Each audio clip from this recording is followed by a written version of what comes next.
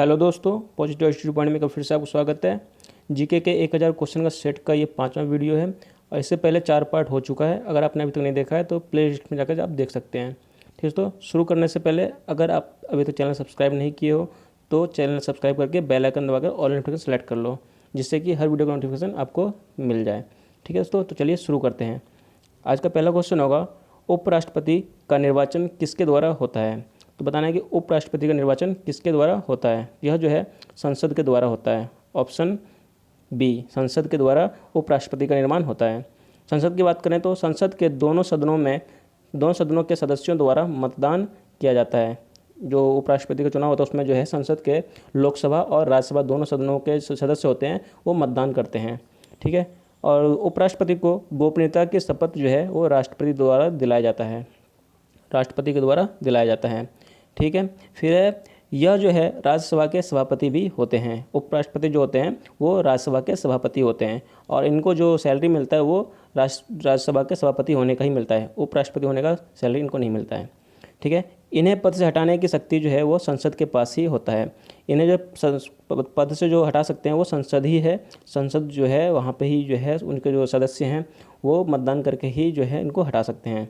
ठीक है, और इनका जो कार्यकाल होता है वो 5 वर्ष का होता है इनका कार्यकाल। ठीक है, तो यही याद रखना आप, क्वेश्चन इससे ही बन सकते हैं। अगला क्वेश्चन हो जाएगा, सबसे प्राचीन वेद कौन सा है? बताने कि सबसे प्राचीन वेद कौन सा है। तो ऋग्वेद सबसे प्राचीन वेद है, ऑप्शन ए। ठीक है, ऋग्वेद सबसे प्राचीन वेद है। ऋग्वेद की बात करें, टोटल वेदों की संख्या जो है वो 4 होती है। कुल कितने वेद हैं? तो कुल 4 वेद हैं। कौन कौन से? ऋग्वेद, यजुर्वेद, सामवेद और अथर्ववेद, ये 4 वेद होते हैं टोटल। ऋग्वेद में संपत्ति का प्रमुख रूप जो है वो गोधन को माना जाता है। संपत्ति का जो प्रमुख रूप है वो गोधन यानी कि गायों को माना गया है ऋग्वेद में। ऋग्वेद में जो है ऋग्वैदिक आर्यों का मुख्य व्यवसाय जो है वो पशुपालन था। ऋग्वैदिक आर्यों का मुख्य व्यवसाय पशुपालन था। ठीक है, याद रखना। फिर ऋग्वेद का 9वां मंडल पूर्णतः सोम को समर्पित है। ऋग्वेद का जो 9वां मंडल है वो पूर्णतः सोम को समर्पित है। क्वेश्चन ऐसे बनता है कि ऋग्वेद में सोम को कौन सा मंडल में जो है पूरी तरह से समर्पित किया गया है सोम को? तो 9वां मंडल जो है सोम को पूर्णतः समर्पित किया गया है ऋग्वेद में। अगला प्रश्न देखते हैं। अगला प्रश्न हो जाएगा, भारत में स्वर्ण मुख्यतः कहाँ पाया जाता है? तो बताना है कि भारत में जो स्वर्ण है वह मुख्यतः कहाँ पाया जाता है। तो यह जो है कोलार में पाया जाता है, ऑप्शन सी। कोलार में स्वर्ण मुख्यतः भारत में पाया जाता है। कोलार की बात करें तो कोलार स्वर्ण खदान कर्नाटक राज्य में है। कोलार जो है वो कर्नाटक राज्य में है। विश्व में स्वर्ण का सर्वाधिक खपत भारत में है। सबसे ज़्यादा यूज जो है सोने का वो भारत में ही होता है। ठीक है, पूरे विश्व में, क्योंकि भारत में ही जो है सोने के जो है जेवर बनते हैं, आपका जो गहने बनते हैं, तो भारत में ही खासकर यूज होता है, इसलिए सबसे सर्वाधिक स्वर्ण का यूज भारत में है। भारत में पहली स्वर्ण रिफाइनरी सिरपुर यानी कि महाराष्ट्र में स्थित है। सिरपुर जिला महाराष्ट्र का जो है वहाँ पर स्थित है। भारत में हीरे की खान जो है वह पन्ना यानी कि मध्य प्रदेश में है। कहाँ पर हीरे की खान है? मध्य प्रदेश, पन्ना में है। अगला क्वेश्चन हो जाएगा, आर्यों ने भारत में किस दर्रे से होकर प्रवेश किया था? बताना है कि आर्यों ने जो है भारत में वो जो किस दर्रे से होकर के प्रवेश किया था। यह जो है खैबर दर्रे से होकर के प्रवेश किए थे। ठीक है, आर्यों ने। तो खैबर दर्रा जो है वो वर्तमान में पाकिस्तान और अफगानिस्तान के सीमा पर स्थित है। ठीक है, पाकिस्तान और अफगानिस्तान के सीमा पर स्थित है खैबर दर्रा, ये भी याद रखना आप। अगला क्वेश्चन हो जाएगा, नागिन झील किस राज्य में स्थित है? बताना है कि यह जो झील है नागिन झील यह किस राज्य में स्थित है। तो यह जो है जम्मू कश्मीर में स्थित में, ऑप्शन ए जम्मू कश्मीर में। ठीक है, जम्मू कश्मीर में स्थित है। जम्मू कश्मीर, अगर जम्मू कश्मीर में बात करें तो वुलर झील भी जो है वो जम्मू कश्मीर में ही स्थित है। कौन सा झील? वुलर झील। और वुलर झील जो है मीठे पानी की यानी कि ताज़ा पानी की सबसे बड़ी झील है वुलर झील। फिर चिल्का झील जो है वो खारे पानी की सबसे बड़ी झील है। चिल्का झील यानी कि नमकीन पानी होते हैं, वो जो है चिल्का झील जो है नमकीन पानी की सबसे बड़ी झील है। चिल्का झील जो है यह ओडिशा राज्य में स्थित है। चिल्का झील ओडिशा राज्य में स्थित है। अगला प्रश्न है, ज्ञानपीठ पुरस्कार प्राप्त करने वाली पहली महिला कौन थी? ज्ञानपीठ पुरस्कार प्राप्त करने वाली पहली महिला कौन थी, यह बताना है। यह जो थी आशापूर्णा देवी, ऑप्शन डी आशापूर्णा देवी थी ज्ञानपीठ पुरस्कार प्राप्त करने वाली पहली महिला। ठीक है, यह जो थी आशापूर्णा देवी जो थी यह जो है बांग्ला भाषा की कवित्री और उपन्यासकार थी। बांग्ला भाषा की कवित्री और उपन्यासकार थी। कौन? आशापूर्णा देवी। ज्ञानपीठ पुरस्कार जो है वो 1965 से प्रदान किया जा रहा है। ज्ञानपीठ पुरस्कार 1965 से ही दिया जाता है, शुरुआत 1962 में होता। यह पुरस्कार साहित्य के क्षेत्र में उत्कृष्ट प्रदान के लिए दिया जाता है, प्रदर्शन के लिए दिया जाता है। ठीक है, साहित्य के क्षेत्र में दिया जाता है। ज्ञानपीठ पुरस्कार प्राप्त करने वाला प्रथम साहित्यकार जी शंकर कुरुप थे। जी शंकर कुरुप थे, यह जो है मलयालम भाषा के कवि थे। अगला प्रश्न है, पाक जल संधि भारत को किस देश से पृथक करता है? पाक जल संधि जो है वो भारत को किस देश से पृथक करता है? तो श्रीलंका से, ऑप्शन सी, श्रीलंका से पृथक करता है। बात करें श्रीलंका की, तो आदम का पुल भी भारत और श्रीलंका के मध्य स्थित है। आदम का पुल जो है वो भारत और श्रीलंका के ही मध्य में स्थित है, ये भी याद रखना आप। भारत और चीन के बीच सीमा बनाने वाली रेखा को मैकमोहन रेखा कहते हैं। भारत और चीन के बीच सीमा बनाने वाली रेखा को मैकमोहन रेखा कहते हैं। उसी तरह भारत और पाकिस्तान के बीच सीमा बनाने वाली रेखा को रेड क्लिफ रेखा कहते हैं। रेड क्लिफ रेखा कहते हैं भारत और पाकिस्तान के बीच सीमा बनाने वाली रेखा को। अगला प्रश्न है, भारतीय भूमि का सर्वाधिक दक्षिणी भाग को क्या कहते हैं? जो भारतीय भूमि जो है यानी कि लैंड जो है इंडिया के, उसका जो सर्वाधिक दक्षिण में जो भाग है उसको किस नाम से जाना जाता है? तो इंदिरा पॉइंट, ऑप्शन सी सही आंसर हो जाएगा। इंदिरा पॉइंट के नाम से जाना जाता है। इंदिरा पॉइंट की बात करें तो यह जो है अंडमान निकोबार द्वीप समूह में स्थित है। कहाँ पर? अंडमान निकोबार द्वीप समूह में स्थित है। इंदिरा पॉइंट जो है भूमध्य रेखा के सबसे निकट स्थित है। भूमध्य रेखा के जो सबसे निकट स्थित है वो इंदिरा पॉइंट ही है। ठीक है, तो क्वेश्चन ऐसा पूछा जा सकता है कि भारत का कौन सा जगह भूमध्य रेखा के सबसे निकट स्थित है? तो इंदिरा पॉइंट, जो कि अंडमान निकोबार द्वीप समूह में स्थित है। इंदिरा कौल जो है वो भारतीय भूमि के सर्वाधिक उत्तरी भाग में स्थित है। इंदिरा कौल जो है वो भारत के सर्वाधिक उत्तरी भाग में स्थित है। और इंदिरा कौल जो है वो लद्दाख में स्थित है। कहाँ पर? लद्दाख में स्थित है, तो ये भी याद रखना आप। अगला प्रश्न है, कथकली किस राज्य का लोक नृत्य है? बताना है कथकली किस राज्य का लोक नृत्य है? तो यह जो है केरल का, ऑप्शन डी सही आंसर हो जाएगा, केरल का लोक नृत्य है। ठीक है, केरल की बात करें तो कथकली की बात करें तो कथकली नृत्य में जो है मुखौटे का प्रयोग किया जाता है। कथकली नृत्य में मुखौटे का प्रयोग किया जाता है। मोहिनी अट्टम नृत्य का विकास भी केरल में हुआ था। मोहिनी अट्टम नृत्य का विकास भी केरल में ही हुआ था। कुचिपुड़ी जो है वो आंध्र प्रदेश का नृत्य शैली है। कुचिपुड़ी जो है वो आंध्र प्रदेश का नृत्य शैली है। भरतनाट्यम तमिलनाडु का नृत्य शैली है। भरतनाट्यम तमिलनाडु का नृत्य शैली है, ये भी याद रखना आप। अगला प्रश्न है, निम्नलिखित में से प्राचीनतम राजवंश कौन सा है? प्राचीनतम राजवंश के बारे में बताना है कि कौन सा है? तो ये आर्य जो राजवंश थे, मौर्य, ऑप्शन ए मौर्य, यह जो सबसे प्राचीनतम राजवंश थे। ठीक है, ये भी याद रखना आप। मौर्य वंश जो है इसके संस्थापक जो हैं चंद्रगुप्त मौर्य को माना जाता है। मौर्य वंश के संस्थापक चंद्रगुप्त मौर्य को माना जाता है। ठीक है, फिर है मौर्य काल में शिक्षा का सर्वाधिक प्रसिद्ध केंद्र तक्षशिला था। शिक्षा का सर्वाधिक प्रसिद्ध केंद्र था वो तक्षशिला था। तक्षशिला जो है वर्तमान में पाकिस्तान में स्थित है। कहाँ पर? पाकिस्तान में स्थित है तक्षशिला। ठीक है, याद रखना आप।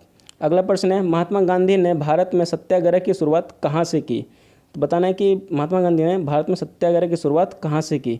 तो चंपारण से, ऑप्शन बी सही आंसर हो जाएगा, चंपारण। ठीक है, चंपारण से की। महात्मा गांधी जी ने सत्याग्रह का सर्वप्रथम प्रयोग जो है वो दक्षिणी अफ्रीका में किया था। दक्षिणी अफ्रीका में जो है सबसे पहले सत्याग्रह का प्रयोग किया था महात्मा गांधी ने। और भारत की बात करें तो भारत में महात्मा गांधी जी ने जो है सत्याग्रह का शुरुआत 1917 में किया था और चंपारण यानी कि जो बिहार में स्थित है वहाँ से किया था। तो चंपारण कहाँ पे है? बिहार में। वहाँ से ही जो है महात्मा गांधी ने सबसे पहला सत्याग्रह शुरुआत किया था।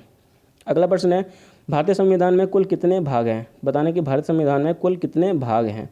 तो कुल जो है 22 भाग हैं, ऑप्शन डी सही आंसर हो जाएगा, कुल 22 भाग हैं। ठीक है, अब बात करें अगर भारतीय संविधान की तो अनुच्छेद जो है 395 हैं टोटल 395 अनुच्छेद हैं और 12 अनुसूची है और 22 भाग हैं। तो ये भी आप याद रखना। ठीक है, कितने अनुच्छेद हैं? 395, अनुसूची 12 है और भाग 22 हैं। ठीक है, याद रखना। अगला प्रश्न है, काराकोरम पर्वत श्रेणी का प्रमुख पूर्व नाम क्या था? तो बताना कि काराकोरम पर्वत श्रेणी जो उसका पूर्व नाम क्या था? तो उसका पूर्व नाम था, पहले जो उसका नाम था वो था कृष्णागिरी, ऑप्शन बी कृष्णागिरी। ठीक है, ये भी याद रखना आप। ठीक है, बात करें काराकोरम पर्वत की तो यह पर्वत जो है यह पर्वत श्रेणी लद्दाख में विस्तृत है। कहाँ पर? लद्दाख में विस्तृत है। फिर है काराकोरम दर्रा जो कि लद्दाख में ही स्थित है। काराकोरम पर्वत भी है और एक काराकोरम दर्रा भी है, वो भी जो है लद्दाख में ही स्थित है और यह जो है भारत का सबसे ऊंचा दर्रा है। काराकोरम दर्रा भारत का सबसे ऊंचा दर्रा है, याद रखना। अगला प्रश्न है, एक वर्ष में कम से कम कितनी बार संसद की बैठक होना आवश्यक है? तो एक वर्ष में कम से कम कितनी बार संसद की बैठक होना आवश्यक है? तो 2 बार, ऑप्शन बी, 2 बार होना आवश्यक है। ऑप्शन बी सही आंसर हो जाएगा। ठीक है, बात करें संसद की, तो संसद में बैठक बुलाने के लिए कुल सदस्यों का 1/10 भाग होना आवश्यक है। यानी कि अगर टोटल संख्या संसद में सदस्यों की 100 है तो उसमें से कम 10 सदस्य का उपस्थित होना आवश्यक है अगर बैठक बुलाना है। तो अगर उससे कम रहा तो बैठक नहीं हो सकता है। ठीक है, याद रखना। संसद के 3 अंग होते हैं जो कि लोकसभा, राज्यसभा और राष्ट्रपति। संसद जो है इन तीनों से मिलकर के बनता है संसद। लोकसभा, राज्यसभा और राष्ट्रपति से मिलकर ही संसद बनता है, तो याद रखना आप। अगला प्रश्न है, उच्चतम न्यायालय के न्यायाधीशों की सेवानिवृत्ति की आयु कितनी है? उच्चतम न्यायालय के न्यायाधीशों की जो है सेवानिवृत्ति की आयु बताना कितनी होती है? तो 65 वर्ष होती है। ऑप्शन सी 65 वर्ष सही आंसर हो जाएगा। ठीक है, बात करें अगर उच्च न्यायालय की, तो उच्च न्यायालय के न्यायाधीशों की सेवानिवृत्ति की आयु 62 वर्ष होती है। ठीक है, याद रखना आप उच्च न्यायालय की। भारतीय संविधान में भाग 4 में उच्चतम न्यायालय का उल्लेख किया गया है। भाग 4 में उच्चतम न्यायालय के बारे में बताया गया है सब भारतीय संविधान में। ठीक है, फिर संविधान के व्याख्याकार और संरक्षक उच्चतम न्यायालय को माना गया है। यानी कि संविधान के बारे में बताना और संविधान को जो है उसकी रक्षा करना, यह जो है उच्चतम न्यायालय की दायित्व है, तो ये भी याद रखना आप। अगला प्रश्न है, महाभारत के लेखक कौन थे? महाभारत के लेखक कौन थे ये बताना है। तो वेद व्यास, ऑप्शन ए सही आंसर हो जाएगा। वेद व्यास थे, ऑप्शन ए सही आंसर हो जाएगा। ठीक है, जो है इन्होंने जो है महाभारत का लेखन किया था। ठीक है, महाभारत महाकाव्य है जो कि उसका नाम जो है मौलिक नाम जो है वो जय संहिता है। महाभारत का जो है मौलिक नाम जय संहिता है। महाभारत का फारसी अनुवाद शीर्षक जो है, फारसी अनुवाद का शीर्षक क्या था? तो रजमनामा, रजमनामा। ठीक है, याद रखना ये भी। भारत का फारसी अनुवाद का शीर्षक था रजमनामा। अगला प्रश्न है, पृथ्वीराज रासो किसने लिखा था? बताने कि पृथ्वीराज रासो किसने लिखा था? इसका सही आंसर हो जाएगा चंद्र बरदाई, ऑप्शन सी। ठीक है, चंद्र बरदाई के द्वारा लिखा गया था पृथ्वीराज रासो। ठीक है, ऐसा माना जाता है कि पृथ्वीराज रासो को हिंदी की पहली रचना तथा चंद्र बरदाई को हिंदी का पहला कवि माना जाता है। ठीक है, पृथ्वीराज रासो जो है हिंदी की पहली रचना है और चंद्र बरदाई जो है हिंदी के पहले कवि हैं। ठीक है, याद रखना आप। अगला प्रश्न है, पहाड़ी काटकर एलोरा के विश्वविख्यात कैलाशनाथ का मंदिर जो है इसका निर्माण किसने करवाया था? तो ये बताना है कि कैलाशनाथ मंदिर का निर्माण किसने करवाया था?